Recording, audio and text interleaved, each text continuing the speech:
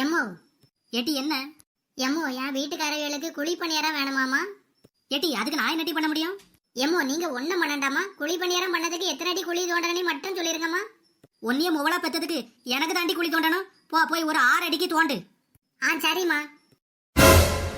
இவள்கிட்ட கொஞ்சம் கவனமா தான் இருக்கணும். குழி பணியாரம் செய்ய 6 அடிக்கு குழி தோண்டுன்னு சொல்லுங்க, சரின்னு சொல்லிட்டு போறா. விட்டா நம்மள குழி தோண்டி போச்சுருவா போல. என்ன ஸ்னேகா, குழி பணியாரம் செஞ்சாச்சா? இல்லங்க, இப்பதான் செய்ய போறேன். ஒரு சின்ன டவுட், அதான் எங்க அம்மாட்ட வந்து கேட்டேன். ஒரு அரை மணி நேரத்துல செஞ்சு கொண்டு வரேங்க. சரி சரி, அப்படி எனக்கு 4 கல் தோசையும் சுட்டு கொண்டு வாயனா, நான் ரூம்ல இருக்கேன். இவர் பாட்டுக்கு குழி பணியாரம் கல்லு தோசைன்னு சொல்லிட்டு போறாரு. கல்லு தோசை எப்படி சுடுறது, எவ்வளவு பெரிய கல்லு போடணும்னு தெரியலையே. சரி, அம்மாட்டையே கேட்போம். எம்மோ ஏட்டி இப்ப என்ன? எம்மோ எங்க வீட்டுக்காரர்களுக்கு கல்லு தோசை வேணுமாமா? சரி டி, அதுக்கு நான் என்ன செய்ய முடியும்? எம்மோ நீங்க ஒண்ணும் செய்யண்டாமா, கல்லு தோசைக்கு எவ்வளவு பெரிய கல்லு வேணும்னு மட்டும் சொல்லிருங்க போதும். ஒன்னிய பிள்ளைய பெத்ததுக்கு ஒரு பெரிய பாறாங்கல்ல தூக்கி என் தலையில போடுத்தி முதல்ல.